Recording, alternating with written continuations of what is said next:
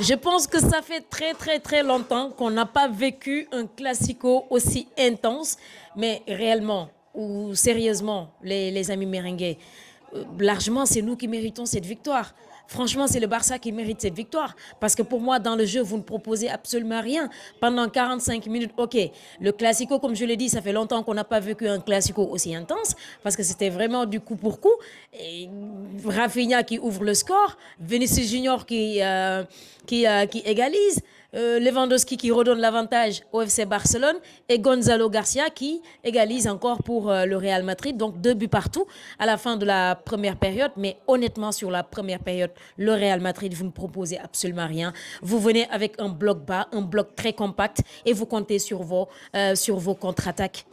J'ai aimé par contre la première partie de Vinicius, mais également de Rodrigo. Rodrigo, pour moi, il a fait un superbe match parce que défensivement, surtout, il a apporté beaucoup au Real Madrid. Ce qu'on ne peut pas avoir de Vinicius ou en tout cas de Kylian Mbappé. Donc aujourd'hui, les replis défensifs, c'était vraiment du côté de Rodrigo. Gonzalo Garcia, pour moi, son match a été sauvé par le but égalisateur en fin de première période, autant pour moi.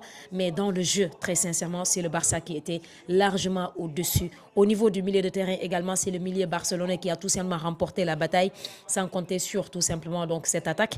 Et pour une première fois, je peux dire que Lamine Yamal a pris le dessus également sur Carreras. Ça fait je ne sais pas combien de classicos que Carreras met tout simplement Lamine Yamal dans sa poche, mais aujourd'hui, force est de constater, et normalement en première période, il y a une faute de Carreras sur Lamine Yamal, c'était un carton jaune, ok, je ne dirais pas un carton rouge pour exagérer, mais en tout cas c'était un carton jaune, mais malheureusement l'arbitre a décidé de fermer les yeux, car le deuxième carton jaune, le carton jaune qu'il a reçu en deuxième période, pour moi, c'était normalement son deuxième carton jaune, mais bon, il n'y a pas de souci, dans tous les cas, les Barcelonais, parce que j'ai aimé l'attitude des Barcelonais aujourd'hui, normalement cette flèche, ou en tout cas cette passe que Lamine Yamal avait tout simplement faite pour Rafinha et que Rafinha loupe complètement son pied droit, je pense bien c'était son pied droit, il loupe complètement vers la 30e minute de jeu ou 31e minute de jeu et heureusement qu'il se rattrape 4-5 minutes après, il marque le premier but du FC Barcelone, mais honnêtement aujourd'hui dans l'ensemble, top performance de la part des Barcelonais. Top performance, mis à part que Lewandowski, c'est clair qu'il ne peut plus jouer maintenant 90 minutes de jeu. Maintenant, c'est 45 minutes maximum pour Lewandowski. Il marque quand même un superbe but. Il permet au FC Barcelone de comment dirais-je, de garder l'avantage, même si c'était juste pour quelques secondes ou quelques minutes, parce que juste après, Gonzalo Garcia va donc égaliser pour le Real Madrid. En deuxième période, encore une fois, le Real a poussé, mais le Barça également était là.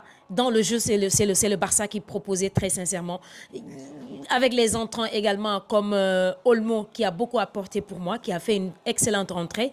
Malheureusement, c'est Marcus Rashford qui n'a pas été clinique parce qu'il a sprinté pour moi 2 fois pour rien du tout. Pour rien du tout, donc il n'est pas clinique. Et c'est ça le problème aujourd'hui de Marcus Rashford. Mais ce rouge également comment il s'appelle, de Frankie de Jong, c'est tout à fait mérité. C'est tout à fait mérité parce qu'il prend le tibia gauche donc de votre petit là, comment il s'appelle, de Kylian Mbappé. Donc ce rouge, il est carrément mérité pour Frankie de Jong. Heureusement qu'on a pu se gérer les 5 dernières minutes parce que le Real a vraiment poussé. Le Real a vraiment poussé.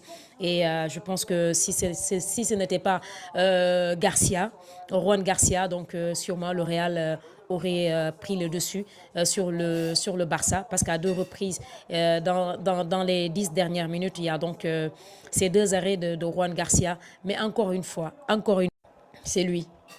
C'est lui, Rafinha, phénoménal. Tout simplement phénoménal, Rafinha. Rafinha, moi, je ne sais pas aujourd'hui. D'accord, son poste de prédilection, c'est un poste d'attaquant. Il attaque. C'est vraiment un lion. Il lâche absolument rien. Vous voyez ce repli, ce retour qu'il fait sur Vinicius Junior. C'était un but carrément pour le Real Madrid. Et la course de malade qu'il fait tout simplement pour revenir tacler ce ballon, le mettre comment dirais-je, hors surface ou en tout cas en corner, c'est tout simplement exceptionnel. Il réagit tout simplement, il agit, il réagit comme un vrai. Il est exceptionnel. Il est exceptionnel. Il fait une saison, il fait un retour exceptionnel, très sincèrement, depuis le retour de sa blessure. Il enchaîne vraiment des top performances sur les 5, ou en tout cas, je pense sur les 5 derniers matchs du FC Barcelone, ou les 4 derniers matchs du FC Barcelone. Je pense qu'il a marqué pratiquement 3 ou 4 buts et délivré pas mal de passes décisives. Donc en tout cas, pour moi, c'est le retour de Rafinha et il est revenu très sincèrement pour faire mal. Victoire méritée du FC Barcelone qui réalise un back-to-back, car l'année passée, on avait encore battu le Real Madrid en finale de Supercoupe d'Espagne 5-2. Et cette année également, on réalise ce back-to-back. Donc la coupe reste chez nous et au score de 3-2. Une victoire très, très, très méritée des Blaugrana. Je vous attends, les amis, dans les commentaires. Dites-moi qu'est-ce que vous avez pensé tout simplement de ce classico. Pour moi, c'était le meilleur classico, en tout cas, des 2 dernières années. Ça fait très longtemps qu'on n'a pas vécu un classico aussi